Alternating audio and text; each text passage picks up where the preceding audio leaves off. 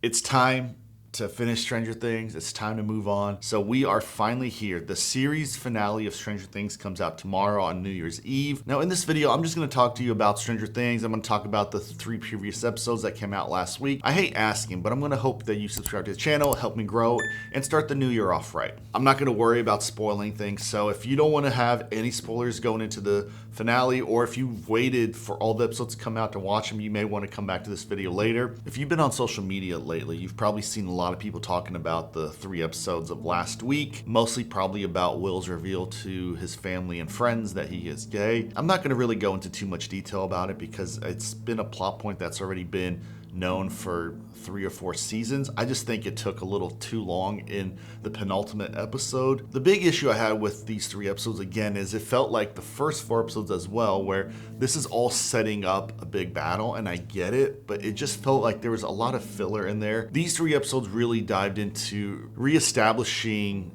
the relationships among all of our characters and bringing everybody back together. So Nancy and Jonathan work through their problems, they get engaged. Dustin and Steve work through their problems, they become best buds again. Will reveals to everyone his sexuality. Max waking up and joining the group. So like these episodes were about bringing everybody back together and getting them ready for this final push to fight Vecna.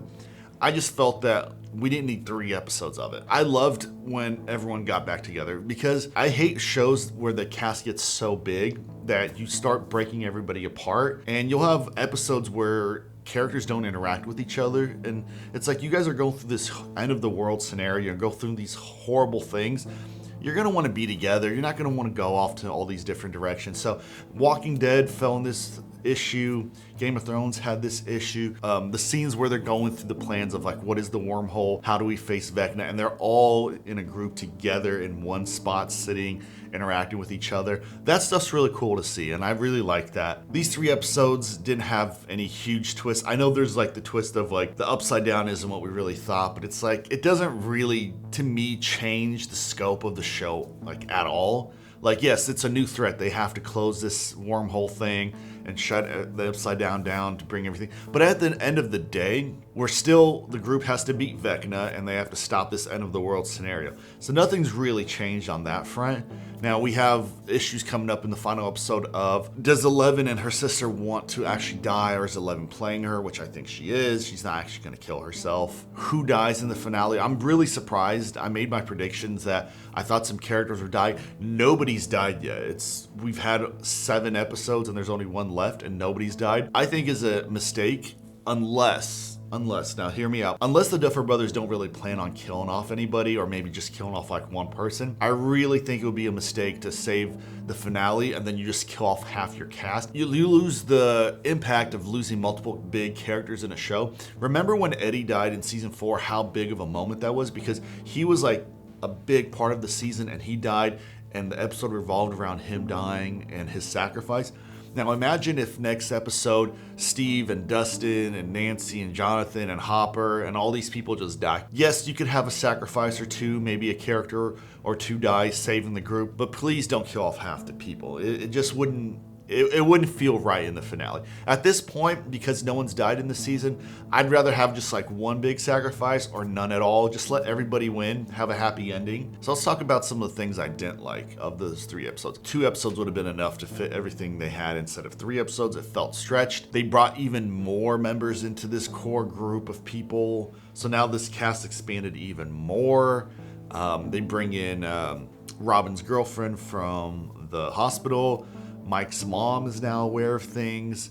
The teacher, Dustin's teacher and Erica's teacher is now involved. This cast is so big. This group is like literally 20 people. It's kind of obnoxious at this point. It's gotten too much, and it would have made sense to bring some new characters in if some old ones died, but no one's died yet. So we just keep growing and growing and growing. At this point, Vecna's gonna have to fight a whole damn town. Some things I found silly. I think there's a meme on the internet where Max, every time she sees a rift that gets her home, she has to stop and like look around for half an hour talk, tie her shoelaces, do basically everything but going straight in there as fast as possible. And we've seen that in multiple episodes now. It's like, dude, just go. It's like right there. And why are you talking to this girl for half an hour? This is a conversation you should have had before you got there. I liked Holly in these 3 episodes more than I did in the first 4 because she was still important but wasn't as central of the story as she was in the first 4 episodes of the season. I'm not a big fan of how the kids turn into basically like cult members and like start fighting and shoving people downstairs and trying to kill them. Like, I'm like, okay, dude, these are still little kids. Like, I know they're in this world and they're confused and they don't know what's going on and their parents are gone and they're scared and they're nervous,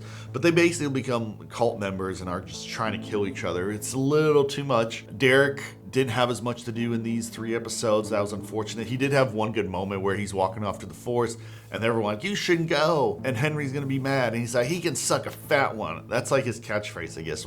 That's gonna be a meme for everybody. I did think that they stretched things out a lot. Them looking through the lab for the device that's holding the shield, I guess, that's holding the ring in place before they know what it is, felt like that stretched way too long.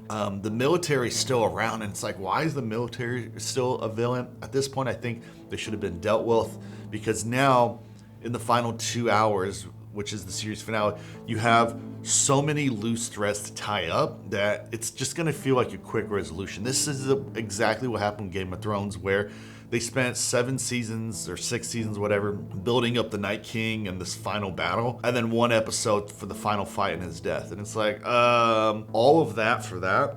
And because they painted this as a corner, they had to wrap that up. Vecna's finally got his vessels and he's coming, and you still have the military coming. And I'm just worried we're gonna get a final confrontation, a victory, and then basically 30 to 40 minutes of epilogues where we go from character to character and like, oh, now Dustin's opening a soup shelter for the victims of Hawkins, and Steve went off to California and became a radio jock. And I'm afraid we're gonna get that, which would be kind of a disappointment after 5 seasons and 10 years of show. It's gonna be interesting to see how they tie things up. This season, I will say, has not been as strong as previous seasons. There's been a lot of things where in reality, that's a stupid thing to say. In reality, none of this would be real. They set up all these moments where just like one word or one sentence from a character to another character would solve issues. All this problem between Dustin and Steve, he could have been like, look, I'm sad because Eddie died and I feel it's my fault. He's like, I know you're sad, but you're being a dick. Boom, solved. Nancy and Jonathan spend like 4 or 5 episodes this season dealing with their little angst, and then they're like, oh, I didn't go to the college and I'm scared of this and this. It's like, let's get married. I mean, I don't want to talk too long today. The graphics, this isn't a video game, although sometimes it looks like one. No, the special effects are still great.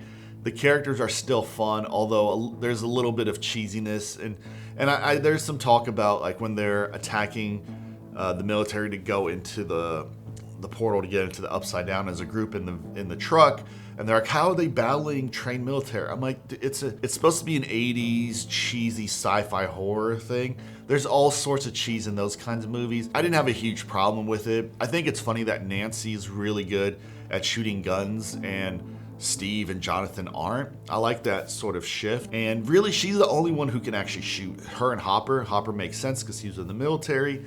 So I didn't have a huge problem with it. It's a little funny that this military is so incompetent. They're already quarantined Hawkins. They're basically free to do whatever they want. They know who Eleven hangs out with. They know the people involved and the families involved, and yet they do nothing. And they're like, oh, we have to find her. Just like kidnap the families and torture them until she comes out. It's not hard. That's what I would do. I'd be a monster. But it's time to finish Stranger Things. It's time to move on. The whole point of this video is for me to just ramble and talk about Stranger Things, say goodbye to the show, and never talk about it again on this channel, at least for a while. But what I really want to know is from you all. What did you think of the show as a whole? What did you think of these previous 3 episodes? What do you think is going to happen in the finale? Who's going to live? Who's going to die?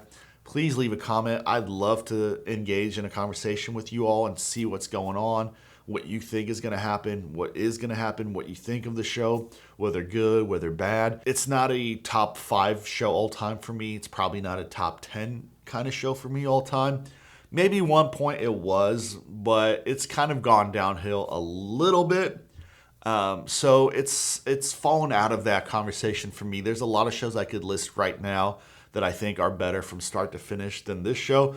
But still, this is one of the best shows on Netflix. Not the best, but one of the best. If you made it this far, please like, comment, subscribe. I always have to tell people because it really does help the channel, and people, for some reason, don't want to subscribe unless you actually tell them. It makes no sense to me, but that's reality. Yeah, I hope you all enjoy this New Year's Eve and New Year's Day. I hope the year starts out really well for you all and you go into the year strong, making whatever resolutions you have, changing your life however you want, or just doing the same thing you've been doing. No shame in that. So until next time, stop scrolling, start watching.